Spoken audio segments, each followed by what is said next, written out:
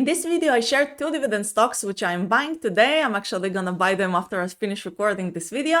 And hi, if you're new to this channel, my name is Alex. I'm a retail investor, and half of my portfolio is currently dedicated to this dividend strategy, which I'm currently focusing on, where I buy dividend stocks that yield above 2%, so on a higher yield, about 2 to 6, sometimes to 7%, when I think they have some kind of an upside. So like combining dividend investing with value investing and a little bit of swing trading also, where I sometimes play on just the natural movements of the stock prices, like we're gonna see maybe a little bit in this video also. And actually in my last videos I shared that I kind of finished deploying all the cash I wanted. At first I was sitting on a lot of cash, and currently my target cash position is around 18%, which I know is a lot, but I was kind of bracing myself for a recession, and I don't know, maybe it's time to review that. I'm kind of thinking of maybe lowering that, but obviously it's flexible and I can play around with it.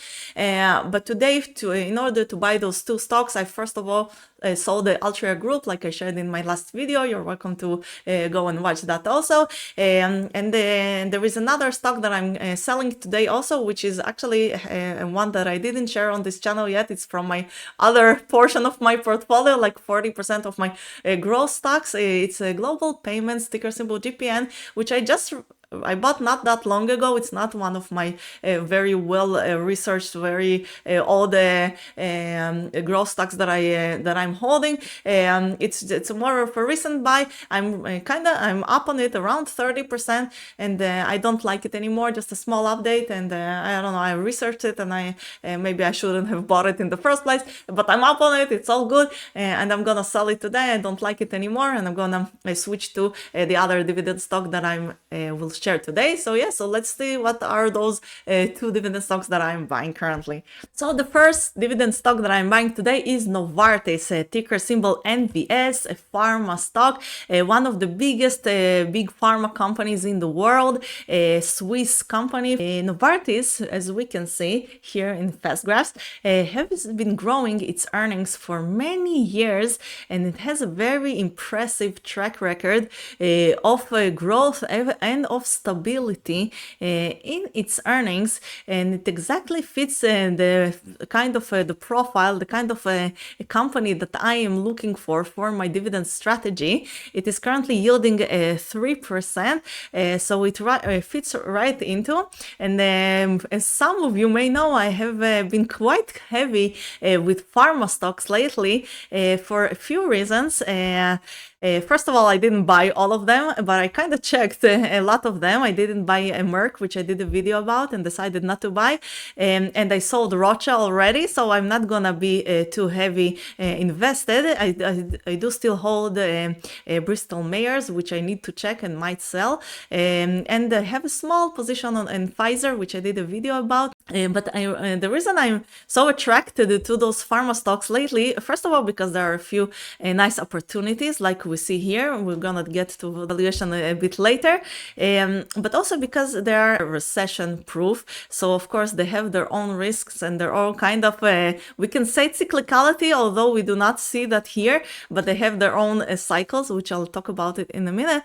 But they will not be so affected by an overall recession, which I really like. I like to have this portion of my portfolio of the dividend stocks to be more recession proof, because of my very cyclical and macro sensitive stocks in my growth portion of my portfolio, and also because of the stability of their earnings. And for me, it's kind of a counterintuitive almost with the pharma stocks of how stable their earnings are and their revenues, where obviously they have those cycles of where they develop the drugs, and then they have the patents for just a few years, and then they are facing a loss of exclusivity, where there will be a generic competition, which essentially might even completely eradicate the sales of the said drug, and then the company always needs to find something else to replace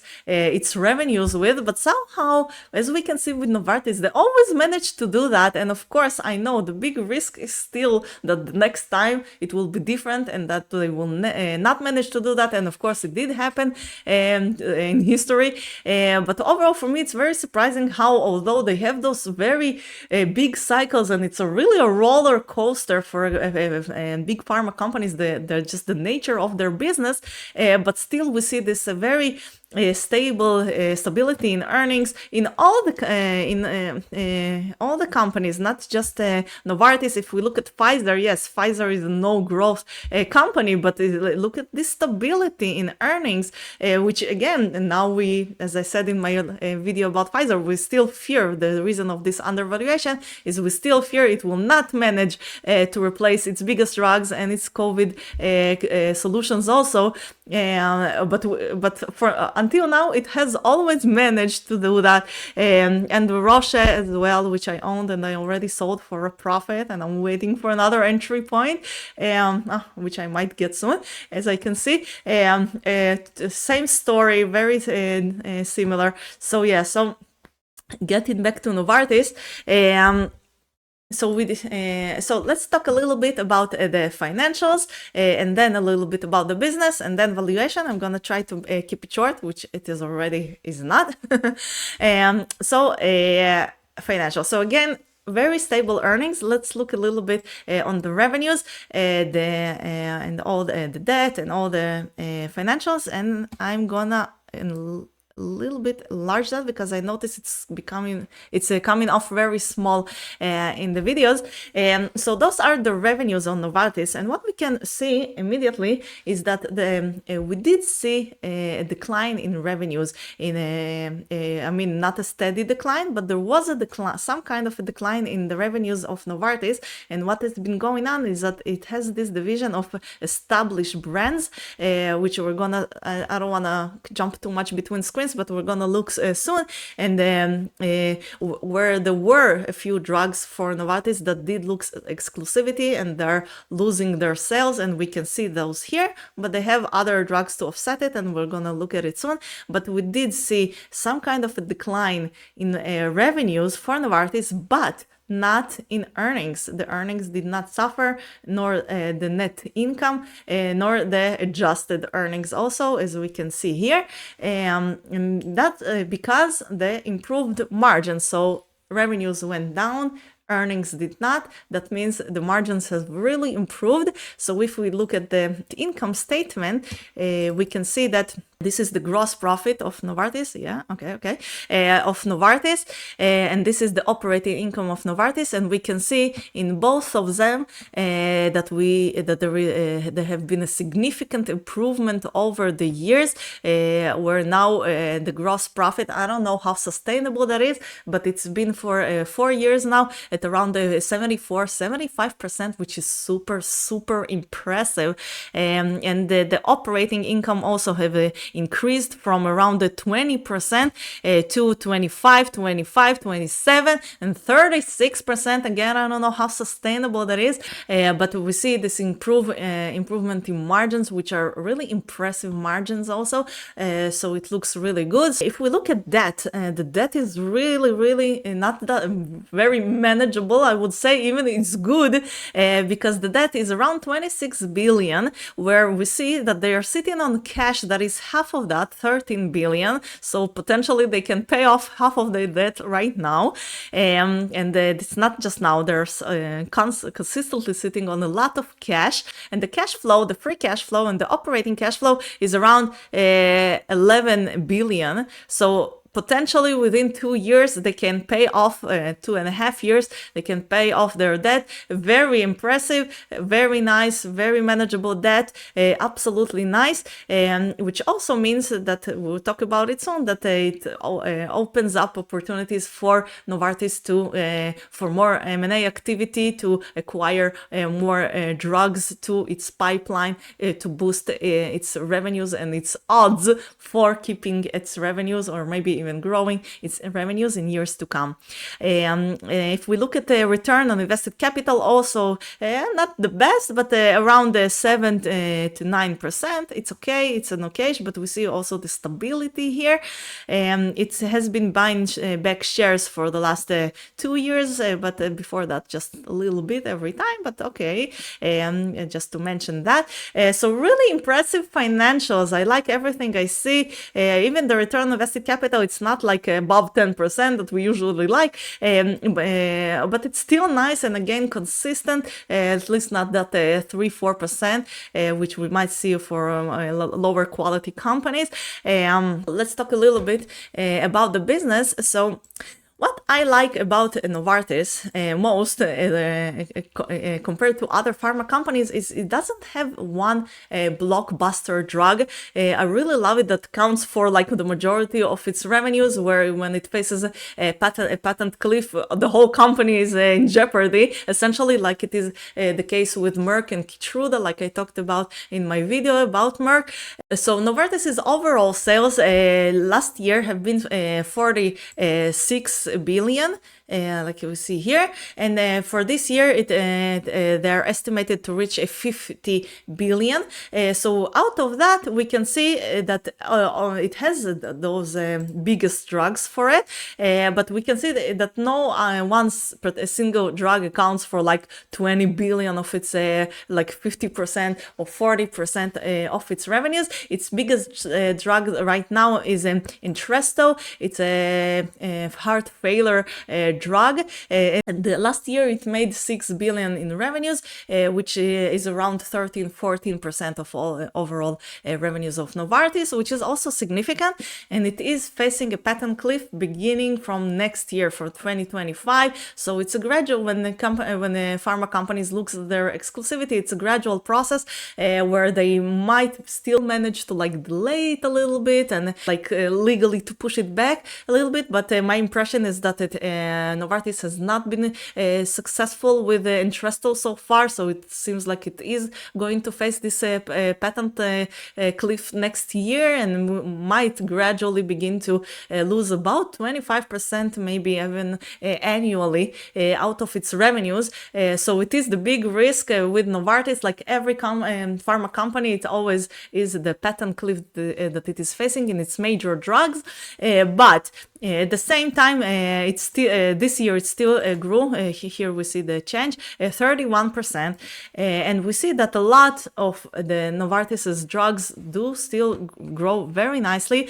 Where the most significant ones, and everybody's eyeing them currently, are Kesimpta, which is I think for multiple sclerosis drug, which doubled its revenue in 2023, and I'm not sure it's supposed to replicate that amazing performance this year, but it's still growing very nicely. And the other drug is for prostate cancer, is Pluvicto, oncology, which as you can see almost tripled its revenues last year, and it's growing really nicely, and currently it's nearing the 1 billion mark in revenues, but Novartis is estimating it could reach around 4 billion in revenues until 2030. So it might become one of the biggest drugs for Novartis, but again, it's not a blockbuster drug, which I personally like. I saw that some people mention it as like a disadvantage for Novartis that it doesn't have a blockbuster drug. I think it's good because it poses less risks for us investors and for the company. So that's overall. For me, when I look at that, I just feel like it's business as usual. Yes, there are some drugs that are facing patent cliffs, but on the other hand, some drugs that are growing, and it's just business as usual. Yes, the biggest drug is facing a patent cliff, so it is more risky maybe than usual. But again, we have those other drugs that will offset it. So just to look a little bit on the pipeline, this is all available on the Investor Relations website of Novartis. This is the pipeline. We can see it has a lot of drugs in the pipeline, and a lot of them are in stage 3, which is the final stage of clinical clinical trials for the drug. So hopefully some of them will be approved eventually, and will begin to offset the losses from the other drugs, which by the way, I didn't show here, but here are the established brands, which I said that are losing already their sales. Their sales are declining after they already reached their losses, their end of their patents and the loss of exclusivity. So this is Lucentis. I don't remember what it does. I think I saw it somewhere. It was something for eyes, I think. Yeah, some kind of an eye, something for the eyes. And also Guinea, as we can see, also lost half of its revenues last year. So yeah, but again, they're all offsetting each other. And right now, for the next year, I mean this year, revenues are still estimated to grow 11% this year, which is essentially all we need to know. So it looks good for this year. And next year, analysts are estimating 4% and then 1%, but Novartis has said that it is aiming and it believes it will reach an annual growth rate of 5% until 2030. I guess it's not going to be linear, and of course they might be too optimistic, but there is still growth, and we don't see an estimation for revenue decline despite having those patent cliffs. So overall, everything really looks good to me. Both the financials and the business prospects currently, the company still manages to grow. So let's look a little bit on valuation. So as we can see, Novartis is currently trading. We can see that it is trading a bit lower. The price has a little bit fallen lately. It is currently trading at a PE of around 14, where Fastbios is giving it a normal PE of 15. And historically, we can see the blue line, it has been trading at around a PE of 16 for all this long period of time. So let's check a little bit for shorter time horizons, like more recently. We can see that it's still 16, and 11 years, which is 9 years, is still 16, and 9 years is still 16. But if we really shorten it, for the last 3 years, it has been trading more closer to a 15 PE, like 14.7. But we can still see that even in this, for this blue line, there is still a little bit of an upside currently of 7%. But I think that overall, as we can see, that even during this time, the stock did reach those valuations of 16 every time, although it was not been the average PE. But I'm gonna a little bit extend my overall the history, because we see that for the last 7 years, 11 years, 9 years, it has been really tracking nicely. This blue line or this orange line, it has been really trading around those valuations for a long time, which is exactly what I am looking for. And here, exactly what I said, where I invest both for the dividend, because it is a dividend stock with a 3% dividend yield. That's trailing dividend yield. And if we look at Seeking Alpha, the forward dividend yield is around 3.57, so 3.5%.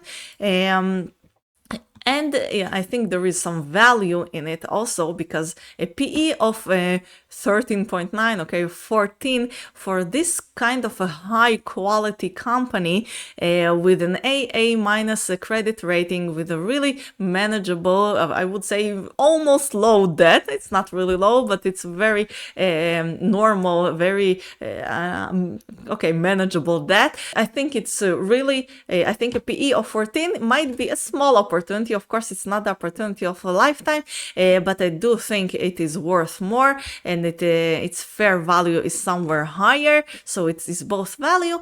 And here comes the swing trading also, where we can see that historically for the last 9 years, the price has been really trading up and down, up and down, up and down around this trend line. And of course, it can always change, and it depends on the prospects of the business, which we did check, and we see they're looking good, and it depends on the the quality of the management, which seems fine, just looking at the capital allocation and all of that. And as long as I think that the business will continue business as usual, which it does seem like it to me right now, there is no specific reason to believe that there are some kind of special problems in the business. I think, I mean, the most probable thing is that it will continue to trend around this blue line or around the orange line. So for me, from this point, right now it's here in fast graphs, the price is 104, but actually it's a little bit down today. So right now it's 102, never mind, that's a big difference. So from this price to the blue line, we have an upside of 17%, which is not a lot, but it is something. I'm not aiming for big gains. This 17% is exactly the boost to the to my return that I am looking for. But if we look to the earnings next year, where this year we said that the revenues are expected to grow 11%, but profits are expected to grow 17%. Here it is, 17%. And next year, right now, and it can always change, always take that with a big grain of salt, but right now they're estimating a 9% growth next year also in the EPS, in the revenue, in the profits.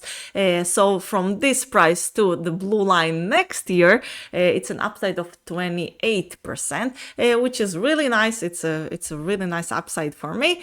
So yeah, so I'm currently gonna buy this price and wait for it to reach that blue line, whether it's gonna be in the next few weeks, whether it takes a year and a half. While I wait, I collect this nice dividend, and when it does reach that blue line, it means that both that there is maybe no current obvious upside like there is right now, and the stock, when it does reach the blue line, it is more probable to trade now down than up. And I get that if you're a really long-term investor, you don't care about those swings, and it's okay. I also don't take them too much to heart, but I will try to profit from them. So this is the point where I'm gonna sell, and in this point it also means that dividend yield is lower because the price is higher. So if I take that capital and put it in a dividend stock that is trading lower, it has a higher dividend yield also, and I'm making just those small profits which are really accumulating together and give me just this extra boost, which I kind of view more as income even. So yeah, so this is Novartis, the first stock. The second dividend stock that I'm buying is Campbell's Soup, which has actually dropped the word soup out of its name, and now it's just Campbell's Co. But everybody knows it as Campbell's Soup, a famous brand. I personally, as a non-American, has never ate it, but I get that it's a very known brand, not that I know of at least. So we can say that Campbell's Soup, it's a packaged food company, obviously. Everybody knows it for its soup, but it actually has a lot more brands, and they did a huge acquisition of a snacks brand. So now I think that was the major drive to drop the word soup, because now the snacks portion are a huge portion of Campbell. So now they're not just soup, not that they were before, because they have a lot of stuff, and there's actually a very interesting video on YouTube. I think it was The Company Man. I'm gonna link it down below, on the history of Campbell's Soup and all the acquisitions they did and how they branched out to other products except soup. Very interesting video, and it does mention a lot the huge M&A activity, the lot of big acquisitions that Campbell has made over the years, which a lot of them were unsuccessful, and some of them were not. I don't want to disregard it overall. Of course, it's a part of the growth strategy of Campbell, which we see that during this long period of time of about 20 years has managed to grow its revenues on an average of 3.7%, so not a stellar growth, but still growth, mostly due to those acquisitions. So overall, I would say it might be working, but every acquisition is kind of risky because some of them were unsuccessful in terms of they did not provide, bring the prosperity and the profits that were expected out of this those brands that Campbell has acquired.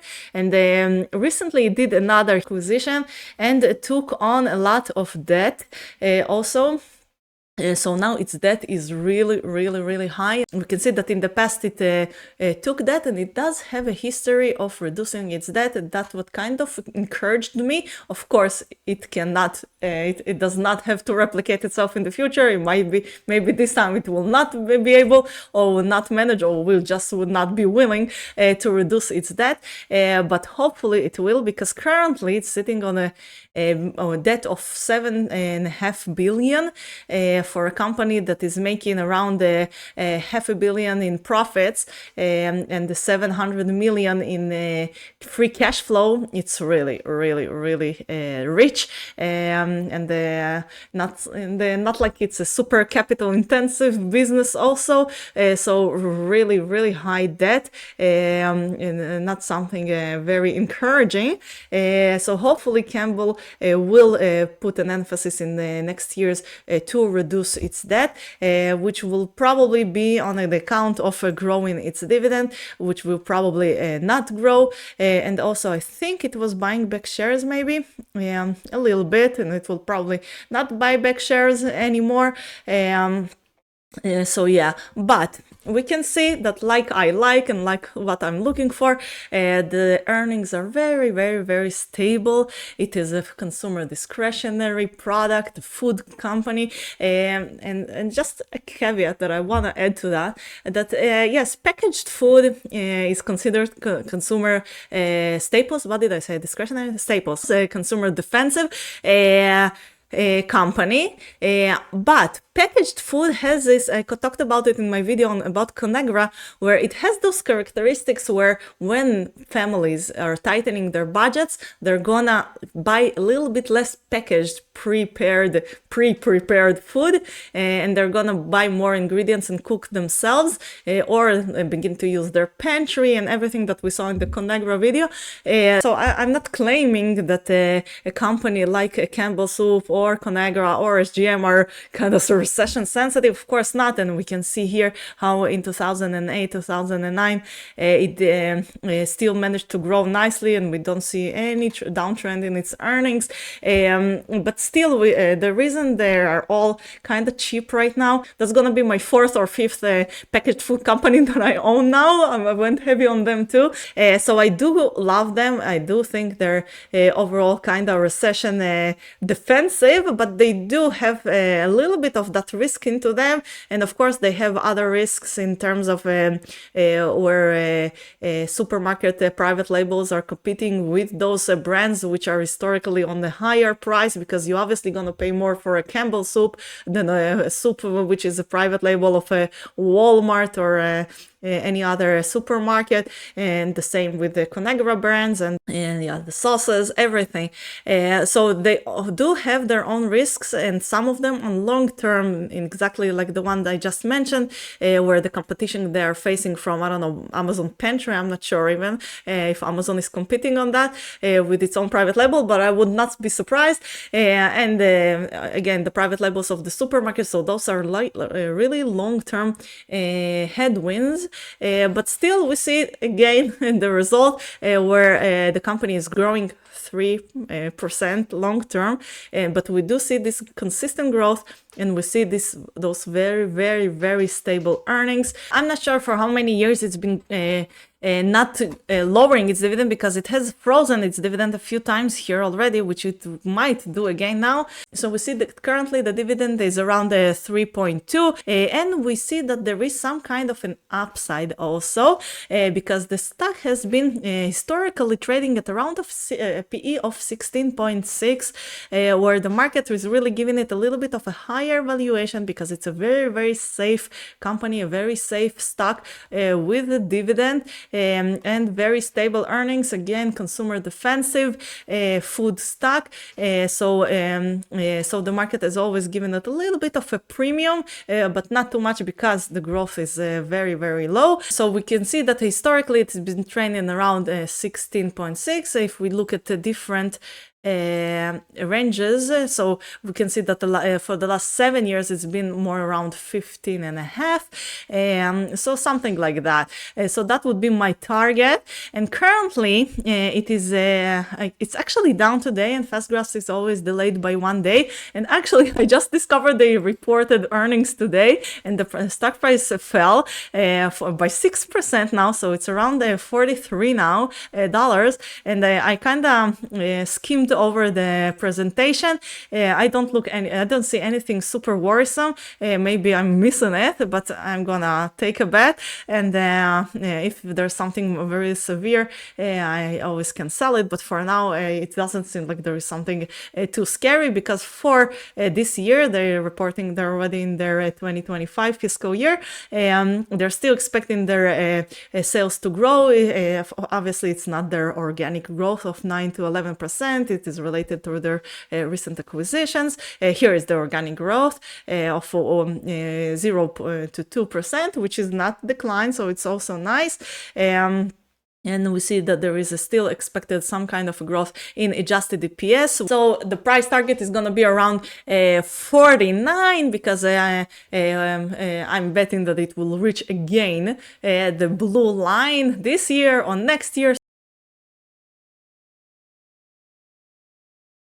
When currently it is trading at around 43, so it gives me about an upside of around 14% upside. That's in the earnings. But if we look at cash flow, which is also a nice indicator, the cash flows were supposed before the report today to be really high this year, and we see that the price was also tracking not as nicely, so it is less of a good indicator as the earnings.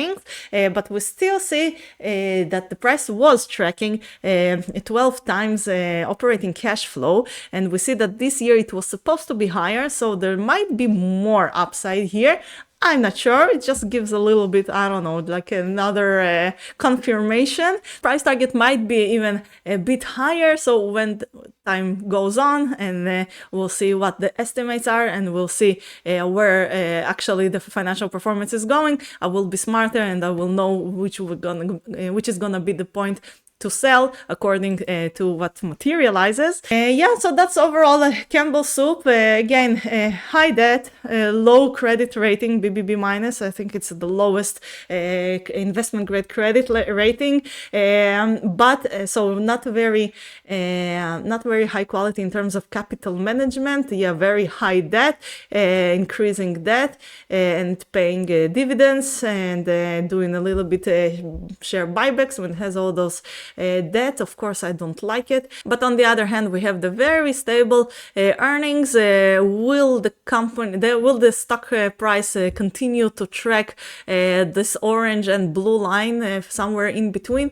Probably yes. Of course, it can always change, but for now it looks fine. It's a very safe company with strong brands, a strong moat. Hopefully it will focus on repaying some of its debt in the next few years. It will improve its balance sheet while managing to increase its earnings further. I don't think this 7-8%, I don't know, we're gonna count on just a long-term growth of 3% like it has been until now. And still, to that 3%, it seems like there is an upside of around 14%, 17%, I don't know when we get there, when the price reaches the blue line or goes a little bit above the blue line like we see it often does. I will sell and rotate to another stock which does seem like it has a little bit of an upside, like Campbell Soup currently has. Not soup. Yeah, those are the two dividend stocks that I'm buying. I'm gonna wrap up this video and do the transactions now. Let me know what you think. I would love to hear if you like it, if you like those stocks or you don't. If you have other suggestions, let me know. I have a few more stocks on my target that I want to check, including Veolia Environment, which was suggested by one of you, and I promised to research it further and give my more deep opinion opinion about it.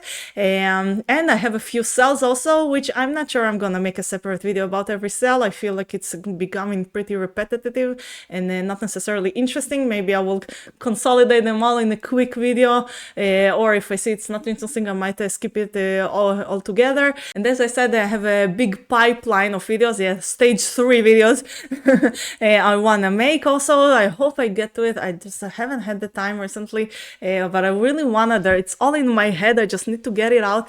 I really wanna get to it. So that's it for now, and I'll see you in the next one. Bye bye.